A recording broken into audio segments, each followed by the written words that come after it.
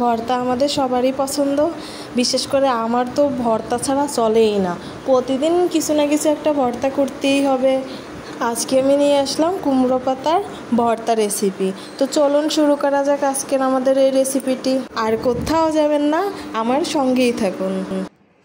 তো এই ভর্তাটির জন্য আমি নিয়ে নিলাম চাল কুমড়ো শাকের মধ্যে থেকে সুন্দর পাতাগুলোকে আমি পরিষ্কার করে ধুয়ে কেটে নিলাম।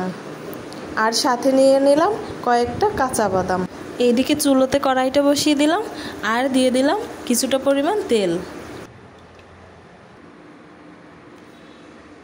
যেহেতু আমার বাসায় নারিকেল নেই, তার জন্য আমি নিয়ে নেব কয়েকটা বাদাম দিলে এর স্বাদটা আরও ভালো হবে। তবে যে কোনো ভর্তায় নারিকেল দিতে পারলে তার স্বাদ অনেক বেশি ভালো হয়।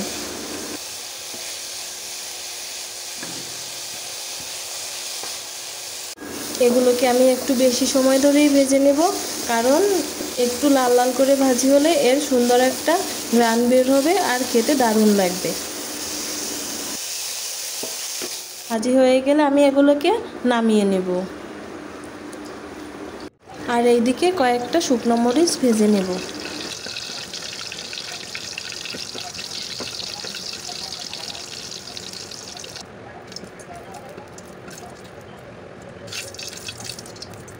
যে কোনো ভর্তা বা মশলা বাটার ক্ষেত্রে যদি শিলপাটাতে বাটা হয় তাহলে কিন্তু এর স্বাদ অনেক বেশি হয়।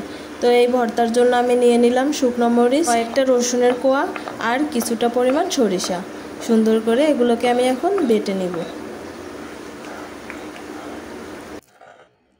বাটা শেষ হয়ে গেলে এর সাথে দিয়ে দেব কিছুটা লবণ আর সরিষার তেল দিয়ে আমি মেখে নেব সুন্দর করে। দেখুন দেখতে কতটা সুন্দর লাগছে আর খেতে তো একদম দারুণ লাগে।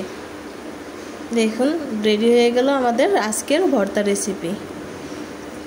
তো সবাই ভালো থাকুন, সুস্থ থাকুন, দেখা হবে পরের ভিডিওতে। টাটা।